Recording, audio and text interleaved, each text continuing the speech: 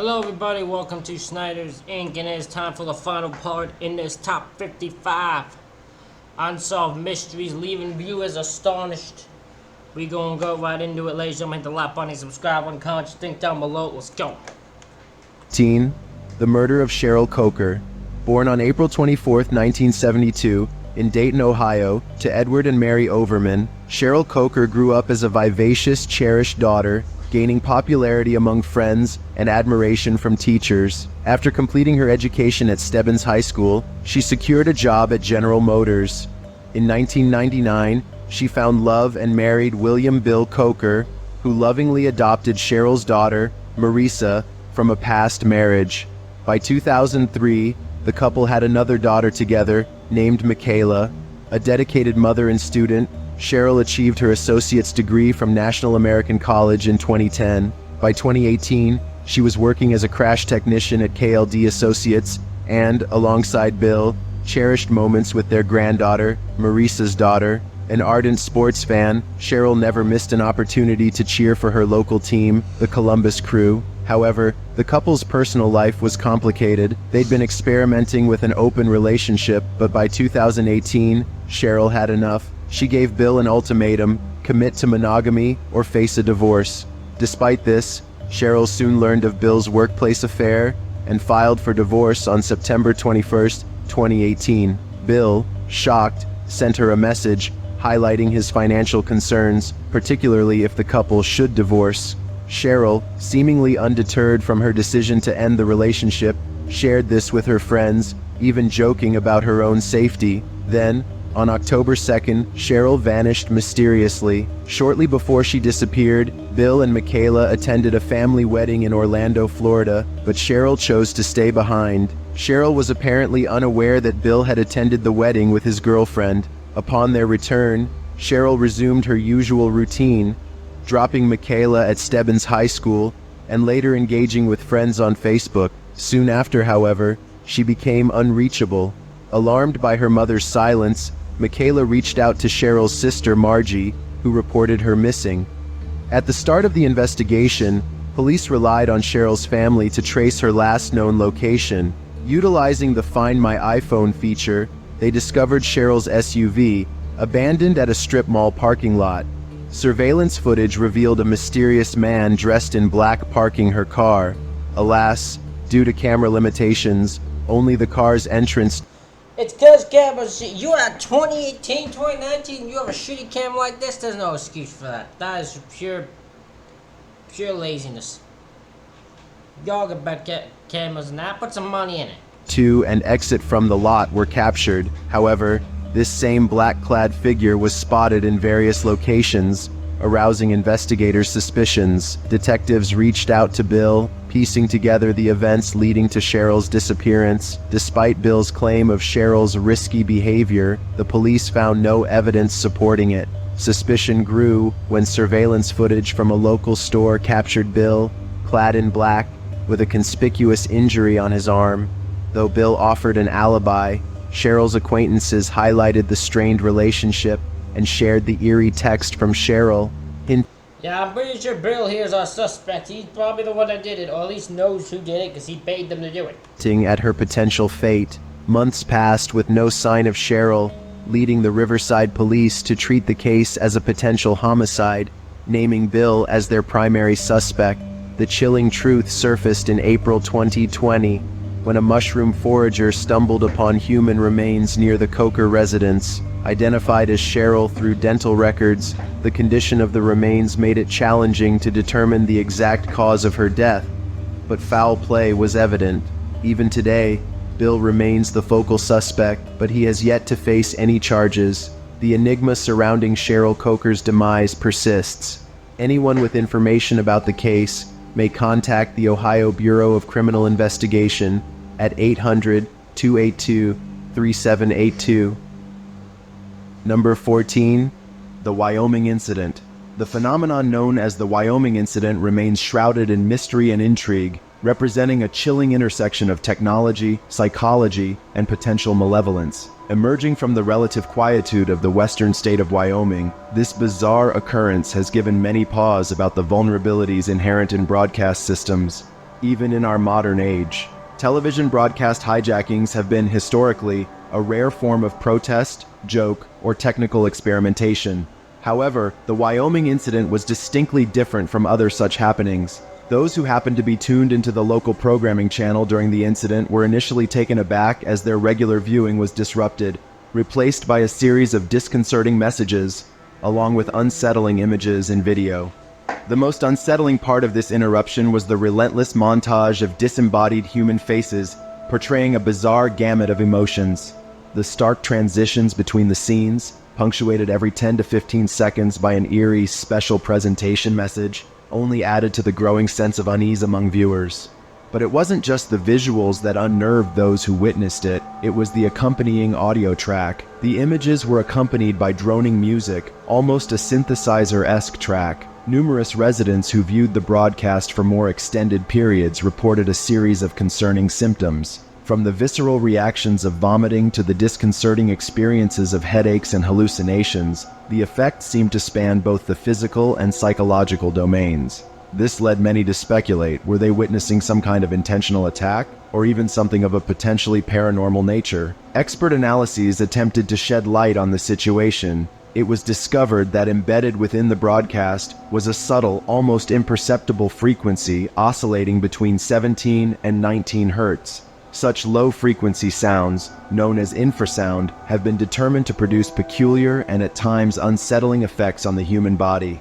This particular frequency range can even make the eyes subtly vibrate in such a way that viewers can experience visual distortions, even hallucinations. Whether the inclusion of this frequency in the broadcast was by design or accident remains a matter of speculation. The Wyoming incident is reminiscent of past television hijackings, notably the 1980s Max Headroom incident in Chicago, a similarly mysterious broadcast interruption that has since achieved a sort of cult status among enthusiasts.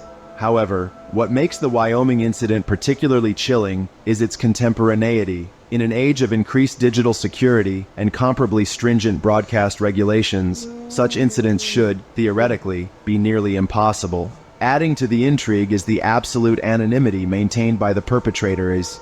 Despite concerted efforts by authorities and enthusiasts alike, no individual or group has been identified or apprehended in connection with the hijacking. Every lead, every potential source of the eerie video has reached a dead end. Though some claim the whole thing was just an ARG, others are not so sure. In a world of deepfakes and ChatGPT, we have been slowly conditioned to not believe everything we see, and maybe this was just an early example. So what side are you on?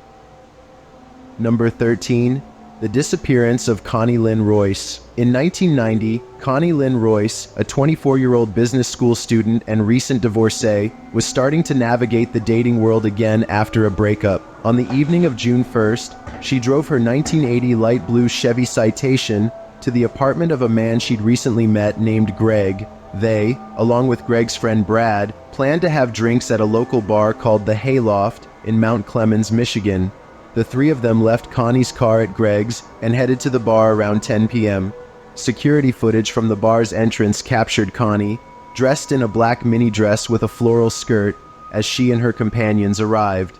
Once inside, the bar staff recalls the trio behaving ordinarily, with no apparent issues or disputes. However, at 11 p.m., Connie's demeanor apparently shifted. Telling Brad she needed to leave, she hurriedly exited, leaving behind both her shoes and purse, and appearing visibly inebriated on the exit surveillance footage. Upon his return from the restroom, Greg learned from Brad about Connie's sudden departure.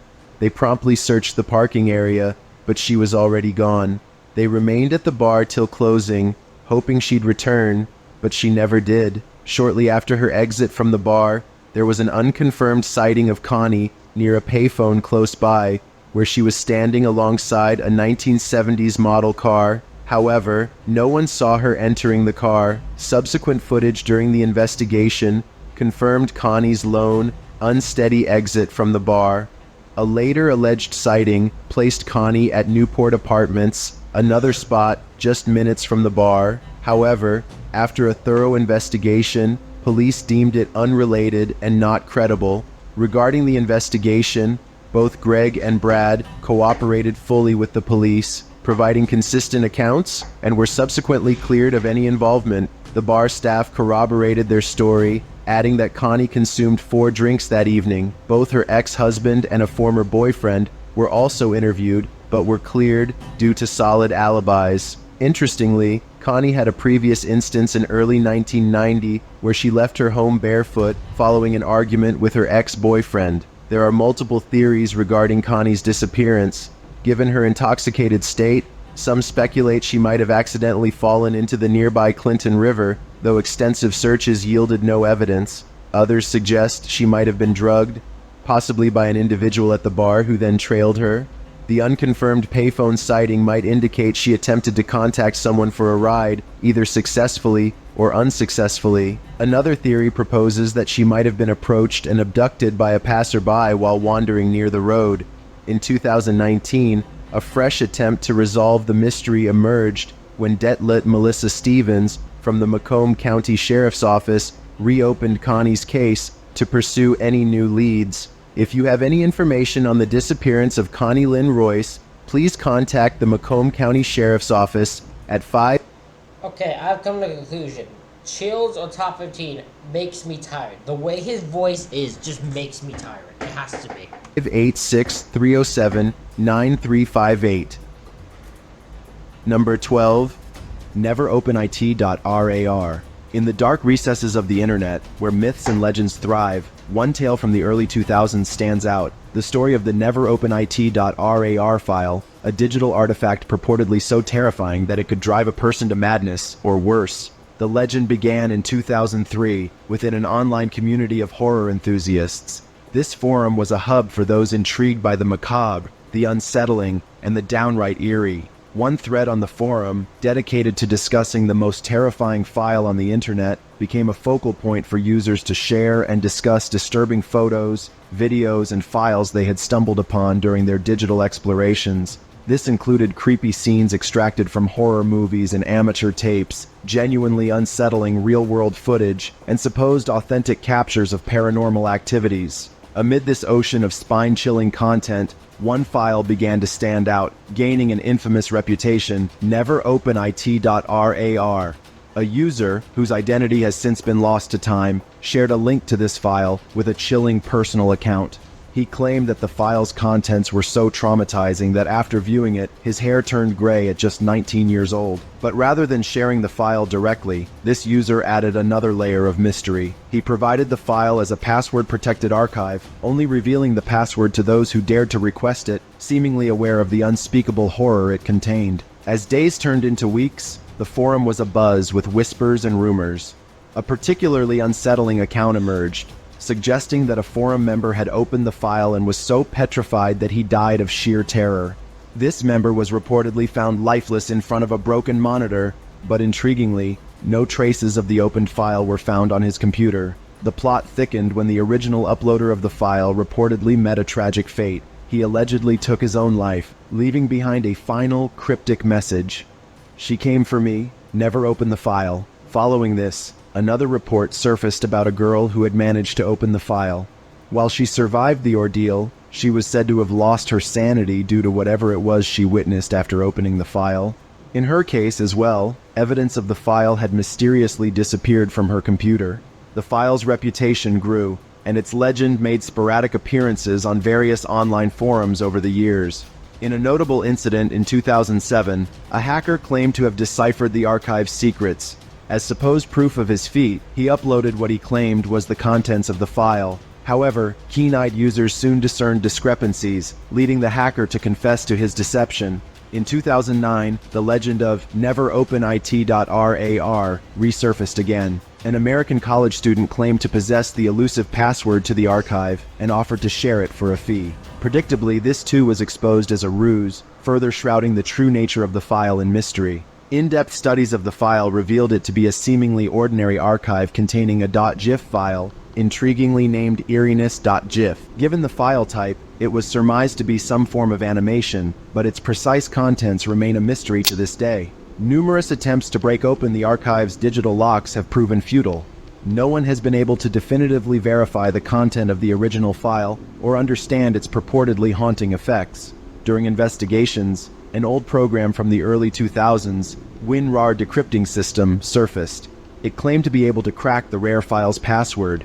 While many dismissed it as a hoax or just a non-functional demo from a bygone era, some held hope that it could be the key to unraveling the mystery.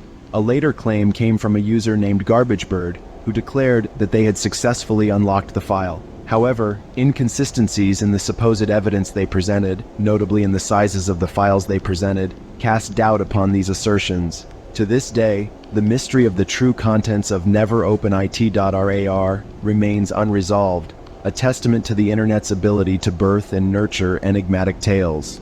Whether the file is genuinely a cursed digital Pandora's box, or simply a product of collective imagination and internet folklore, it's a digital enigma that suggests that perhaps some mysteries are better left unsolved. Number 11. The murder of Matt Flores. On Matt Flores' 9th day at a new position, when he should have just begun to get a feel for the routine, he made his way to the office just before 8:15 a.m. As usual, he was a new engineer at Applied Materials, a major manufacturer of semiconductor chips for electronics. Another employee, sitting in her own car not far off, watched him pull up in a rented white Chevy Corsica. Suddenly, she was jolted by the unmistakable sound of gunshots. Turning towards the disturbance, her heart sank at the sight of Matt Flores, positioned unnaturally by his car's open door, blood pooling from a wound in his head. He had been shot outside of his new job and had not survived. The cruel daylight execution, taking place in March 1994, was witnessed by over 20 onlookers, many of whom frantically dialed 911, hoping against hope to save Matt. Within mere minutes, police and paramedics arrived, but to no avail. Matt's wound, inflicted at close quarters, had been immediately fatal. Tellingly, there were no shell casings or indications of a skirmish at the scene. The evidence suggested that Matt had been taken by surprise, blindsided before he could even register the threat. While the scene teemed with witnesses, none had directly observed the fatal act. CCTV footage from surrounding security cameras was scoured. However, fate would have it that Matt had parked in the one blind spot not covered by the cameras. Nevertheless, one particular vehicle raised eyebrows. A dark Ford Explorer that had been roaming the parking area suspiciously before Matt's arrival. Although the sun glaring off its windshield hid the identity of its occupant or occupants, footage showed it tailing what seemed to be Matt's car. Within a minute and a half of Matt's arrival, he was fatally shot, and the Ford sped off. Despite the potential lead, the footage's quality hindered clear identification of the specific car or its driver. The police reached out to the public, but ended up without solid leads. Conversations with Matt's distraught loved ones failed to provide a discernible motive for such a vile act. Yet, over time, 3 key theories emerged. In the wake of the tragedy, the company connection theory emerged.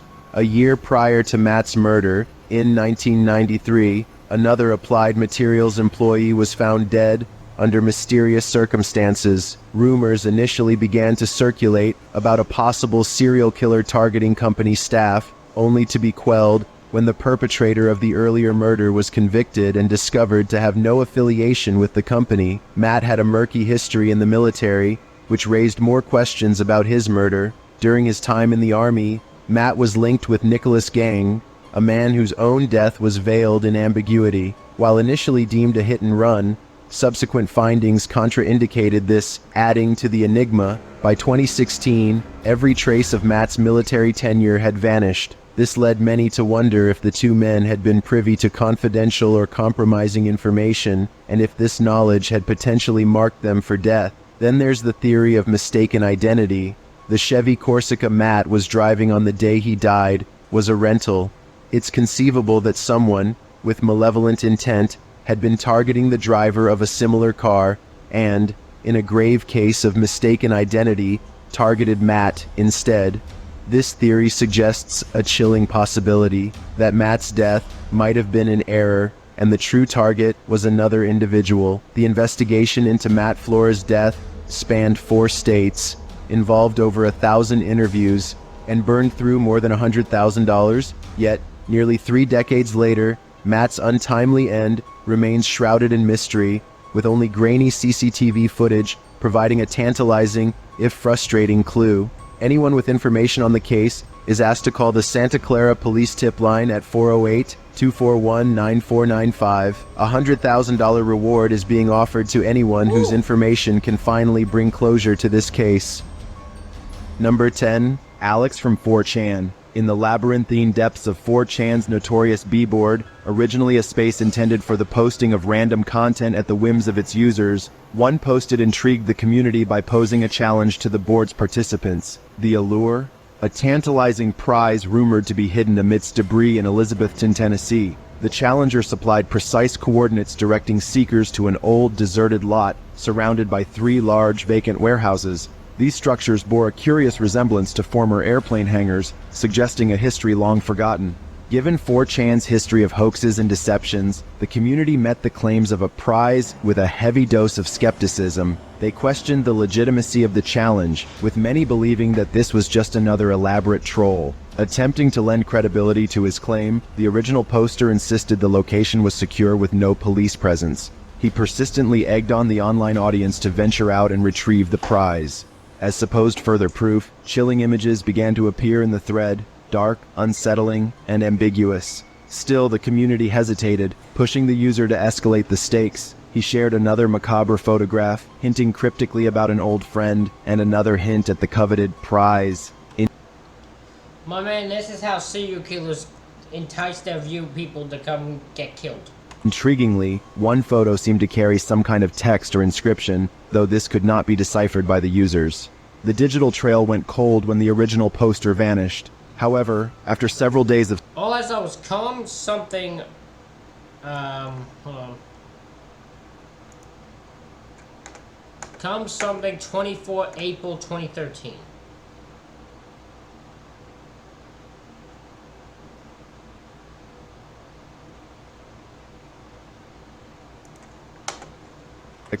boldly announced his intention to unravel the mystery. Promising to post a live account of his expedition, Alex began sharing real-time updates, painting a vivid picture of his descent into the unknown. He revealed that he had some kind of prior communication with the original poster, and Alex, wisely cautious, had decided to scout the location ahead of their scheduled rendezvous. Through Alex's lens, a vivid depiction of an ancient building emerged, its basement floor forged from earth, a construction relic from an older era. Amidst the decaying architecture, Alex discovered fresh electrical wirings and described an overpowering odor of rotten food. Alex's unnerving discoveries included jars, a peculiar message scribbled on a plastic plate, and a hard drive. But the most distressing find was a series of bags within bags, culminating in the discovery of a captive, tormented possum. As his exploration continued, he stumbled upon old medications and a sizable, wrapped object. The eeriness escalated when the distant crunch of tires on gravel reached his ears. Panic ensued as Alex realized he wasn't alone. The climax of his live updates showcased his frantic search for an escape route, possibly through a basement window or crawl space. And with that, Alex's transmissions abruptly ceased. The community was left in suspense, and his digital footprints faded away, leaving behind a tale of mystery, intrigue, and fear. No one knows if Alex ever made it out, and to this day, the whereabouts of Alex from 4chan and whatever treasure he had set out to find remains the internet's biggest mystery. Number 9. He was definitely set up by a serial killer. That's all he was. The Alcatraz Escape. The Alcatraz Escape has long been considered one of history's greatest mysteries. In 1962, 3 inmates meticulously planned and executed a daring escape from the infamous Alcatraz Federal Penitentiary, only to vanish without a trace. Alcatraz, strategically located on an island in the San Francisco Bay, was a maximum security prison surrounded by the frigid waters of the Pacific Ocean. Even if an inmate was able to make it outside the prison walls, they would face an even bigger challenge, making it to shore. Escape was supposed to be impossible, but escape is exactly what Frank Morris and brothers John and Clarence Anglin aimed to do one June night in 1962. For months, the 3 prisoners meticulously planned their exit from Alcatraz. They carefully chipped away the vent openings in the back of their cells using makeshift tools, such as spoons and a drill made from a stolen vacuum cleaner motor. This led them to the utility corridors behind the cells, which allowed them to move within the prison's infrastructure without the guards noticing what they were doing.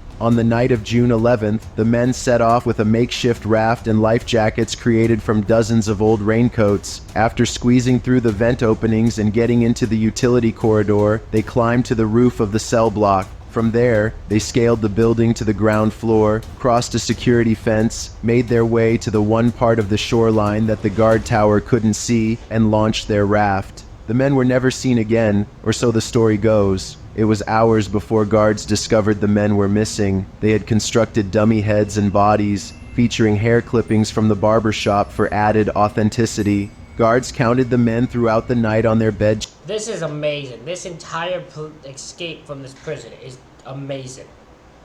The fact that no one knows what happened either, like, insane. Checks, unaware that the bodies in the prisoners' beds were not real. A massive manhunt involving the U.S. Marshals, the FBI, and local law enforcement agencies followed the early morning discovery that Morris and the Anglin brothers had escaped. Officers and agents searched every inch of Alcatraz, while boats, helicopters, and other aircraft were deployed to scan the waters for any sign of the escapees.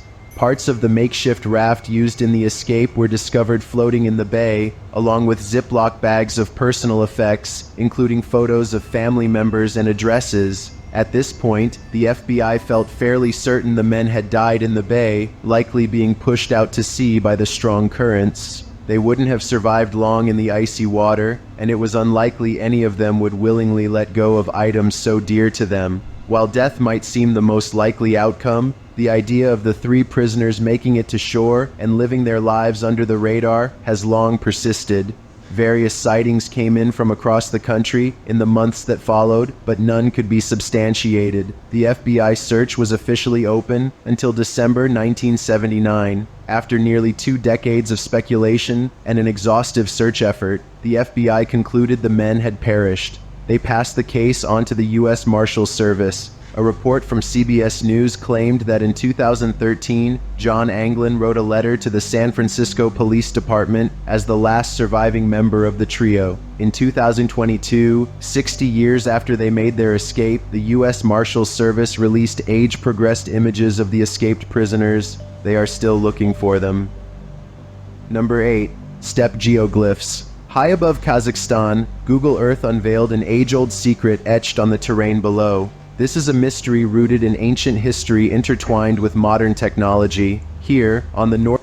I'm sorry for all my yawning. I am very tired. I don't know if it's just... I think it's just Chills on top 15 doing it himself, but I don't know. Northern steppe, colossal earthworks materialize in the form of squares, crosses, lines, and rings that span across miles. But the true magnitude and design of these structures, known as the steppe geoglyphs, are recognizable only from an aerial view. Estimated to be up to over 8,000 years old, these formations predate many famous ancient landmarks. First discovered in 2007 by amateur archaeologist Dimitri Day using Google Earth, these mysterious geoglyphs have puzzled experts and amateur enthusiasts alike. Day's initial discovery revealed intriguing shapes, reminiscent of crop circles, squares, and more.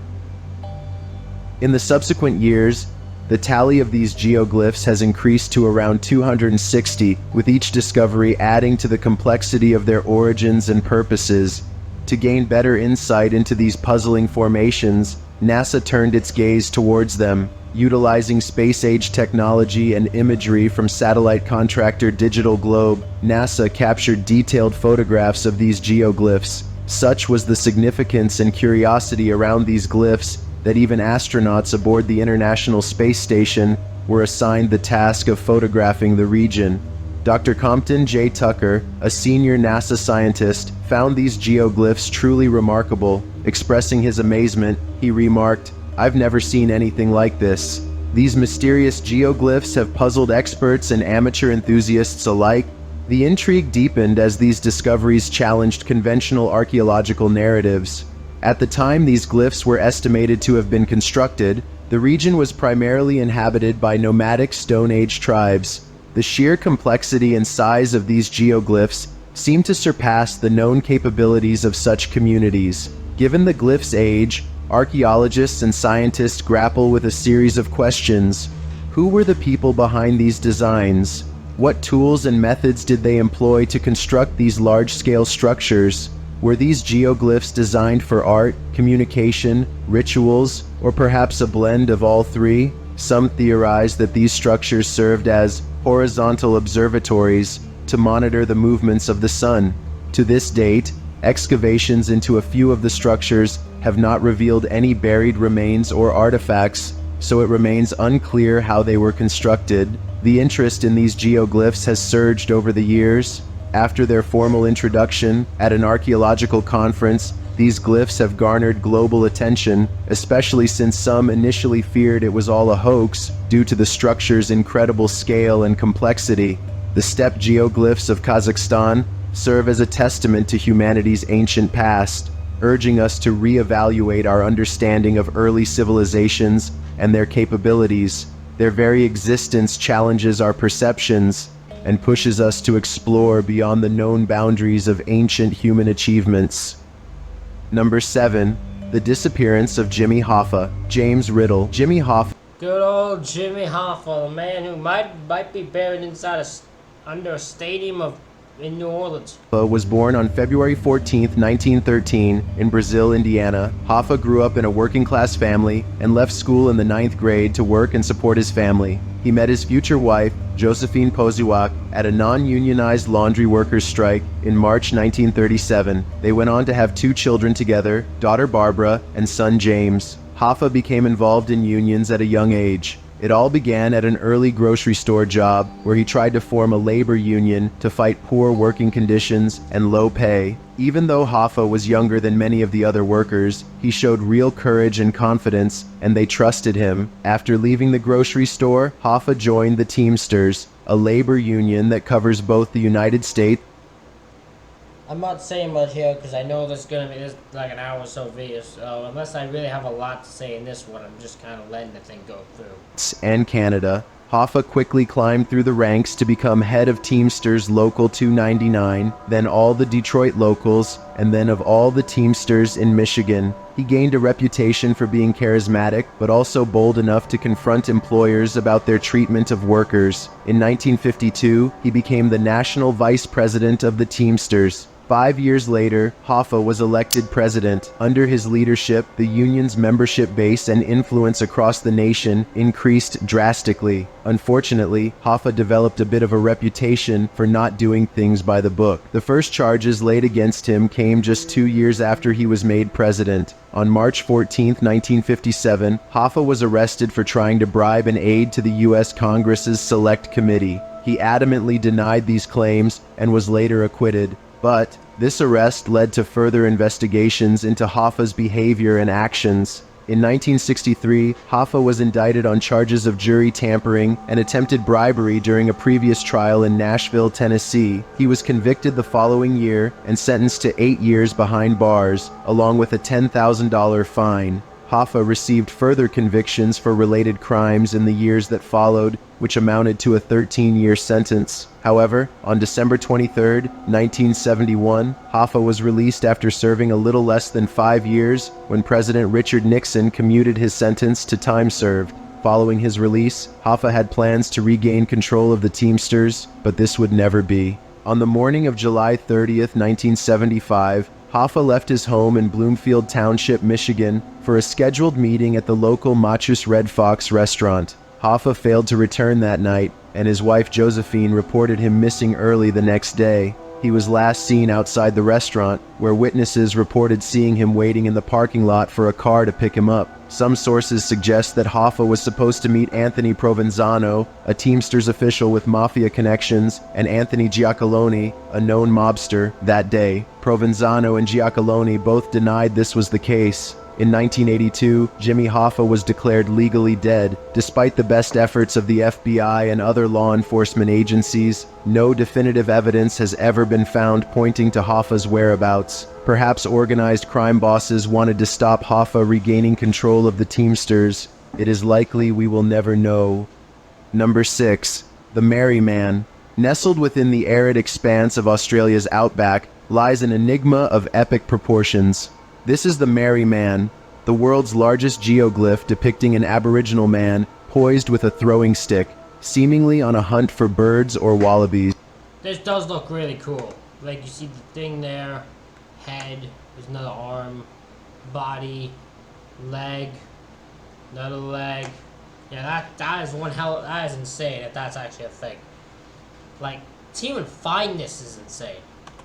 What makes this enormous figure truly fascinating isn't just its sheer size, it's visible from space, but the mystery surrounding its origin and creator, a puzzle that remains unsolved over 22 years after its discovery.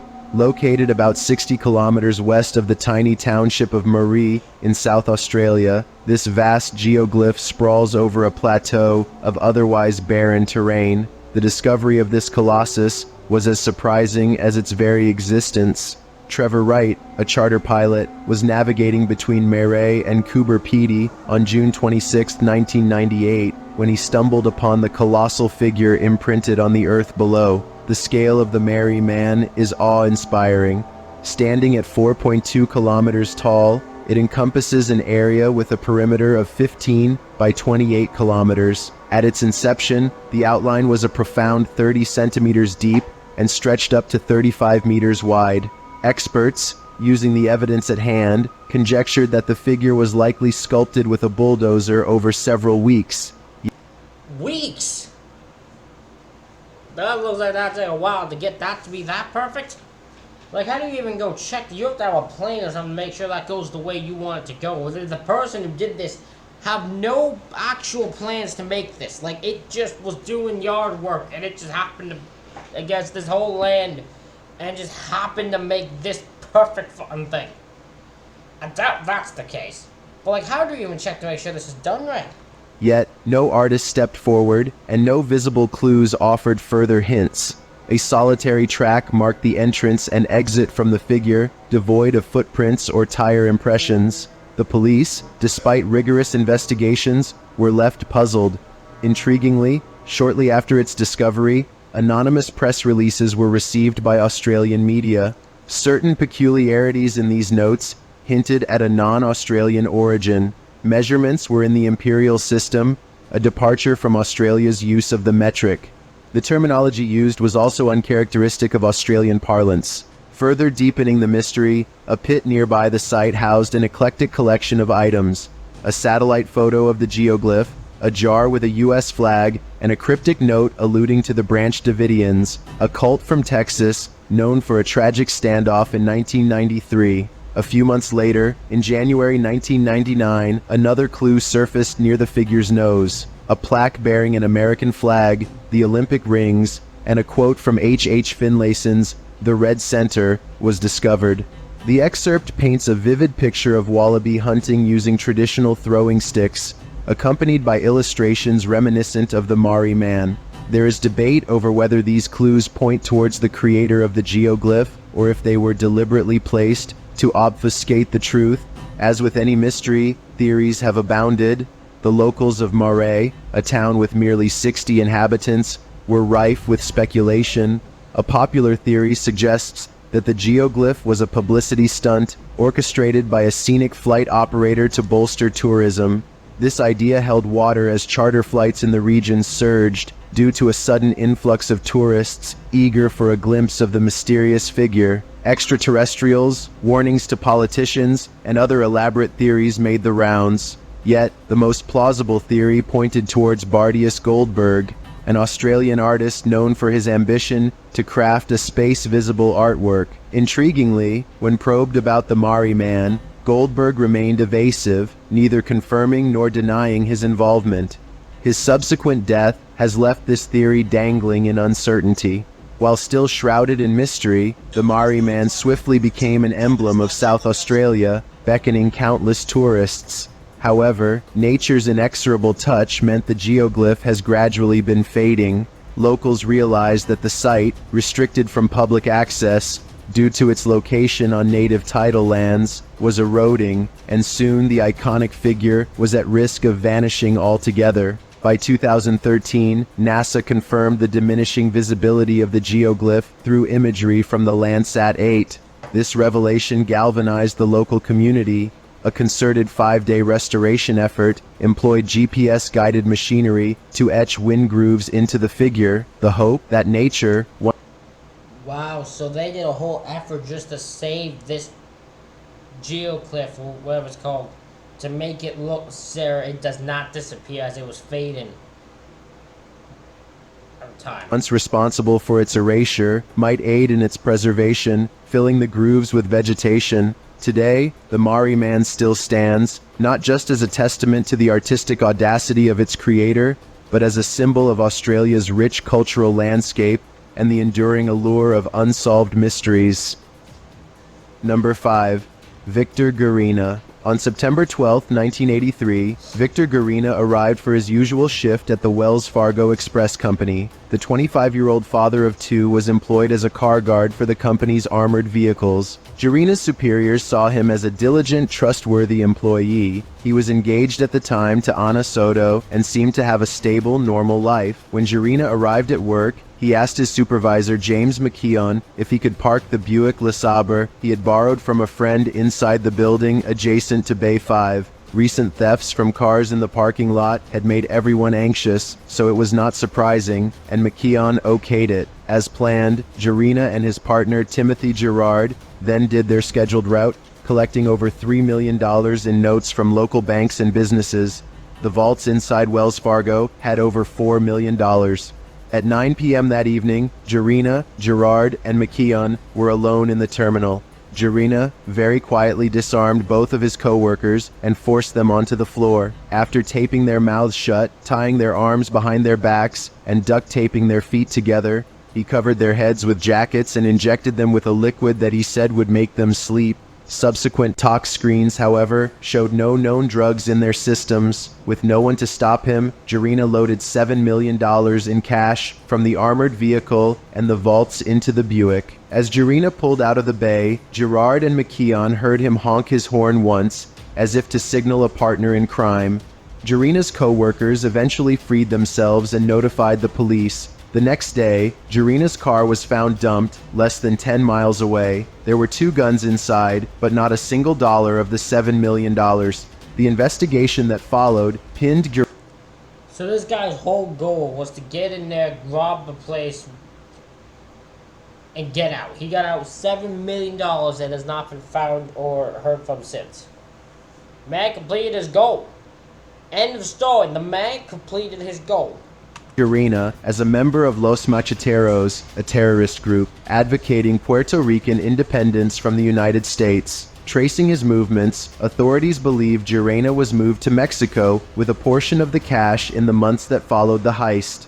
After that, he went to Cuba and sent the money to Puerto Rico. Los Macheteros used this money to buy the surface-to-air missile launched in an attack on the FBI headquarters in San Juan, Puerto Rico on October 30th, 1983. Luckily for those inside, the damage to the building was minimal. In August 1985, 14 people were arrested for their roles in the Wells Fargo heist in various locations across the United States. Victor Garina was not among them. As of today, Garina remains on the FBI's most wanted list. He is described as 5 foot 6 inches tall with brown hair and green eyes. He has The fact he's been able to get away for so long is impressive. a 1-inch scar and mole on his right shoulder blade. If Garina is still alive, he would be over 60. He is considered highly dangerous and should not be approached. You are urged to contact 1-800. He's 60 years old. He's still as dangerous as you think he is at this time. 2255324. Number 4. The Booger Holler Bridge. Nestled in the old mill town of Cherokee Falls is a tale steeped in the American past that sends shivers down the spines of even the bravest souls. The near-mythical Booger Jim, an eccentric and reclusive man, was the living embodiment of the adage, "Every town has its secrets." Despite his off-putting demeanor, he was a husband and a father to a young infant. But beneath that facade of a family man lurked a darkness, a monster waiting to be unleashed. According to legend, one fateful evening, a heated argument between Booger and his wife erupted. What should have been a fleeting moment of anger turned cataclysmic. Overwhelmed by fury, Booger Jim unleashed a torrent of violence upon his wife, strangling her to death. The cries of their infant son, as he witnessed the heinous act, only heightened Booger's madness. In an attempt to stifle the child's screams, Booger's monstrous nature did not spare even the innocent, and he snuffed out the life of his young son as well. reality dawned upon him as he gazed upon the carnage he had wrought. Tormented by guilt and unable to bear the weight of his sins, Booger Jim ventured to a bridge in Cherokee Falls. In a final act of desperation, he ended his own life, hanging himself with jumper cables, the last vestiges of his humanity reflected in the crushed photograph of his family he held in his death grip. But as legend has it, death was not the end for Booger Jim. The bridge, now infamously known as Booger Jim Bridge, is believed to be the haunting ground of his restless spirit. Locals whisper of a chilling ritual. If one stands on the bridge at the stroke of midnight, switches off their car, and dares to chant Booger Jim thrice, they might invoke the spirit of the tormented man. Witnesses claim to have heard eerie footsteps echoing beneath the bridge, and chilling moans reminiscent of the sound of cables straining, and some have even reported sightings of malevolent, glowing red eyes lurking in the surrounding woods. Venture to the bridge on a moonless night, and you'll sense a darkness, a palpable sensation of evil that even the brightest lights fail to dispel. The tale of Booger Jim serves as a grim reminder. Sometimes, legends are human. These tales take on a life of their own, growing and evolving with each retelling. As they echo through the ages, they transform into eerie warnings, cautioning us on the frailty of human nature and the dark shadows that lurk within. The story of Booger Jim is not just an account of one man's descent into madness, but a reflection of a sinister potential that resides in all of us. The bridge stands as a testament to the duality of humanity, where love, anger, remorse, and vengeance intertwine, legends take shape.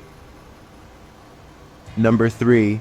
Donald Eugene Webb. On August 4th, 1980, 49-year-old career criminal Donald Eugene Webb was on his way to rob a jewelry store when Police Chief Gregory B. Adams made what he thought would be a routine traffic stop. Asked for his license and registration, Webb gave Adams the driver's license of his wife's deceased husband. As Adams examined the license, Webb pulled out a gun and shot the police chief. Adams returned fire as Webb got out of the car and began fighting with the police chief. Webb took Adams's weapon from him and proceeded to pistol whip him multiple times, causing deep lacerations to his face. Webb then shot Adams once in the arm and once in the chest. In a tragic twist of fate, Adams had lent his bulletproof vest to another officer and was unprotected. As Adams lay wounded on the ground, Webb stole his gun and ran over to his patrol car to rip out his radio and steal his keys, rendering the police chief helpless before getting back into his own vehicle. Police Chief Gregory Adams later died in the hospital. Webb's fake ID and blood were found at the scene. His rented car was later discovered at Howard Johnson's motel. Inside the car, investigators found blood stains likely from Webb. In 1981, a year after the crime was committed, Donald Eugene Webb was placed on the FBI's most wanted list. He would remain there for the next 25 years. Webb had ties to both Fall River and New Bedford in Massachusetts. This guy is just killed a person without thinking twice. Didn't think anything on it. Killed the damn officer. And he's been on the run for 25 or so years. Or at least was on the most wanted list and on the run for 25 years. The last confirmed sighting of him came from this area in 1981, which had been called in by an anonymous tipster. By the time the FBI heard this, Webb was long gone. Over the following years, various unconfirmed sightings came in from an array of places, including Washington, Canada, and even Costa Rica. By 1999, Webb had beaten the record for the longest time on the FBI's most wanted list. He was eventually removed in 2007 to make space for more pressing criminals. The distinct lack of leads into Webb's whereabouts led to some investigators to suspect that he had died. In late 2015, the FBI announced an increased reward of $100,000 for information that led to either the arrest of Webb or the location of his remains. In 2016, the FBI found a hidden room in Lillian Webb's home. Threatening to charge Lillian with harboring a criminal, the agents pressured the widow into confessing. She had, in fact, been hiding her husband between her two houses in the years following Adams's murder. Lillian told the authorities that her husband suffered multiple strokes toward the end of his life before one finally killed him in 1999, 19 years after Webb killed Adams. Lillian buried her husband on the land surrounding her home. On July 17, 2017, these remains were found and positively identified as those of Donald Eugene Webb. Nothing about this is unsolved.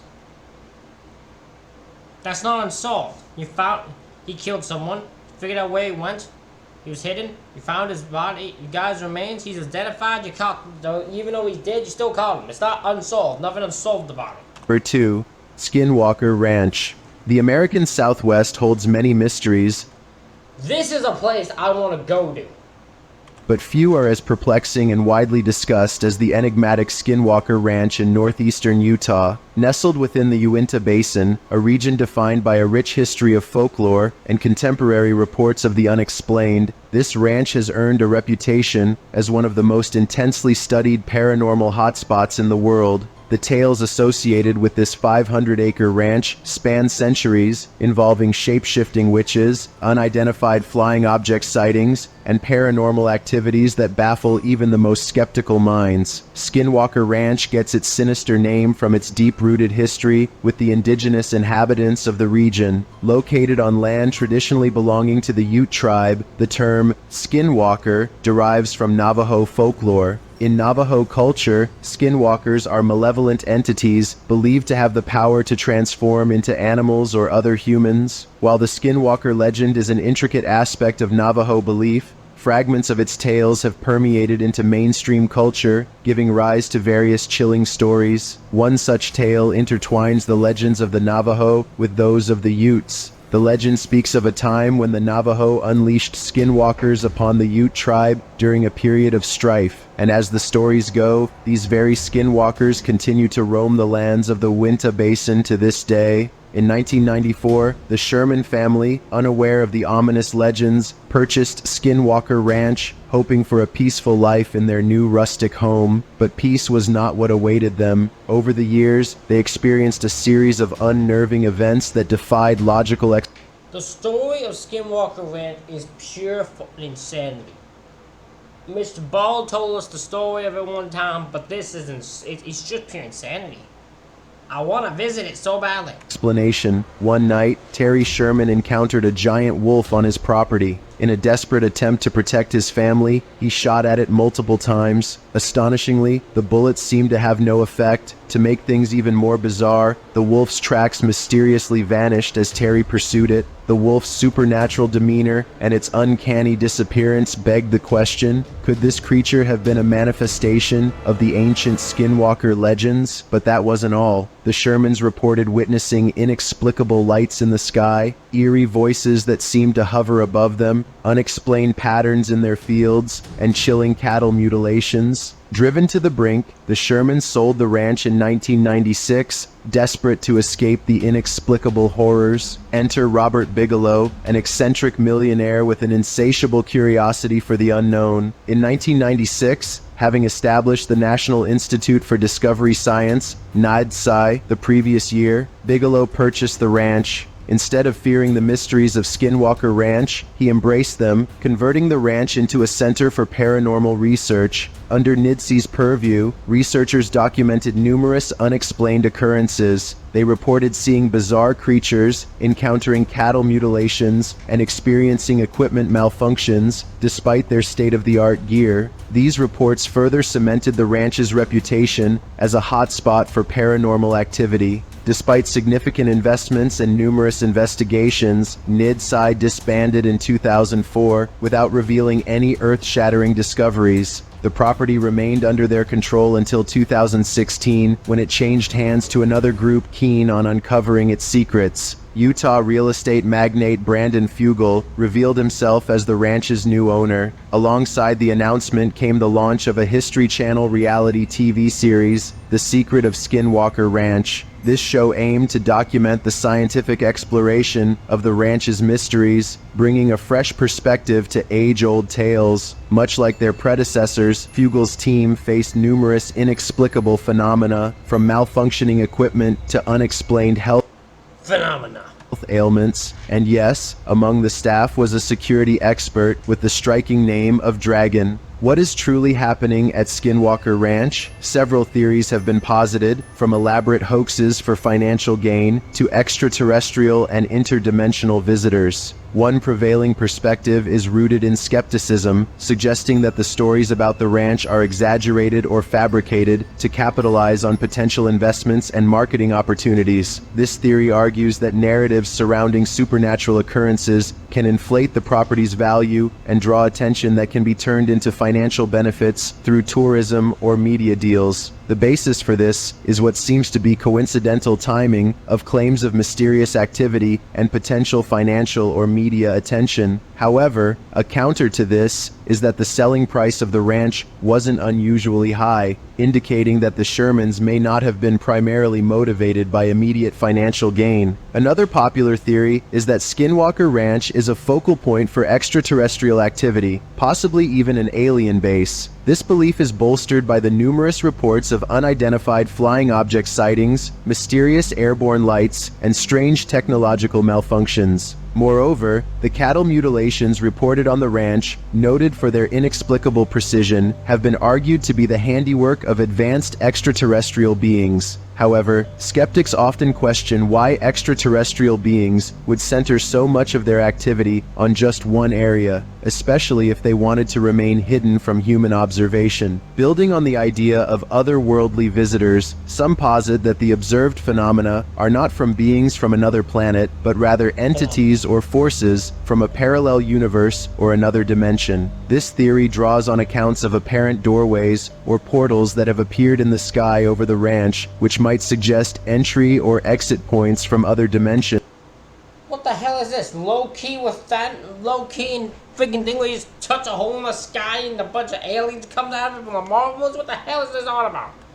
Additionally, the sudden appearance and disappearance of creatures and other events could be indicative of interdimensional travel. Nevertheless, the very concept of interdimensional travel is highly theoretical, with current scientific understanding offering no concrete evidence of parallel dimensions intersecting with our own. A more grounded explanation proposes that geological or geomagnetic processes inherent to the ranch's land might influence human perception, leading to hallucinations or altered states of consciousness. Michael Persinger, a neuroscientist, once theorized that geomagnetic fields could potentially influence the human brain, particularly the temporal lobes, resulting in experiences perceived as paranormal. Around the world, there are places labeled window areas where heightened paranormal activity is reported. It's speculated by some researchers that there might be a geomagnetic or geological reason for this. However, this theory struggles to account for tangible evidence, such as unexplained cattle mutilations or the malfunctions of electronic equipment. Yet another perspective points to the possibility of military testing as the root of the strange occurrences. Given the history of secret U.S. government projects, like those associated with Area 51, it's not a stretch to imagine the phenomena as stemming from experimental aircraft, weaponry, or even psychological testing. The sightings of unidentifiable aircraft and unexplained phenomena could align with experimental technology being tested in remote areas. However, this explanation seems unlikely to many, given the sheer variety of phenomena reported over such a long duration. Moreover, conducting such evident tests in areas where civilians can easily notice would be a high-risk move for the military, especially as Skinwalker Ranch has become more renowned as a hotspot for such activity.